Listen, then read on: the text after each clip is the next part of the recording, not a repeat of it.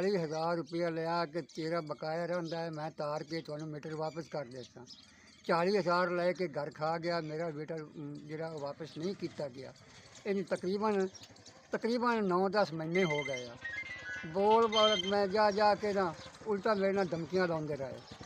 हुण अगले दिन आए आ, मेरे घर घुस के मेरे बच्चों ने मेरे घर बदतमीजी करके समान भी लै गए आ।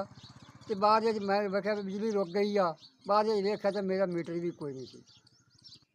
जी भाईजान कि मैं हाँ गरीब आदमी, ਜਿਹੜੇ ਵੱਡੇ ਹੈ ਨਾ ਅਫਸਰ ਚੀਫ ਸਾਹਿਬ ਹਨ ਜਾਂ ਮਰੀਮ ਨਿਵਾਜ਼ ਹੈ ਜਾਂ ਜਿਹੜੇ ਲਾਹੌਰ ਜਿਹੜੇ ਬੈਠੇ ਆ, ਜਿਹੜੇ ਵੀ ਵੱਡੇ ਅਫਸਰ ਉਹਨਾਂ ਦੇ ਅੱਗੇ ਅਪੀਲ ਹੈ ਮੇਰੀ, ਗਰੀਬ ਆਦਮੀ ਆ, ਕਿ ਮੇਰਾ ਇਹ ਕੰਮ ਕੀਤਾ ਜਾਵੇ। ਮੈਂ ਗਰੀਬ ਹਾਂ, ਮੈਂ ਕੀ ਕਰਾਂ। ਮੈਂ ਤਾਂ ਇਹੋ ਜਿਹੇ ਕਰੈਕਟਰ ਵਾਲੇ ਜਿਹੜੇ ਹੈ ਨਾ ਮੁਲਾਜ਼ਮ, ਇਹ ਲੈ ਦੇ ਕੇ ਚਿੱਠੀਆਂ ਲੈਂਦੇ ਆ, ਰਿਸ਼ਤਾਂ ਲੈਂਦੇ ਆ, ਤਾਂ ਆਂਦੇ ਅਸੀਂ ਕਰਨੇ ਆ, ਨਹੀਂ ਤਾਂ ਨਹੀਂ ਕਰਨੇ ਆ।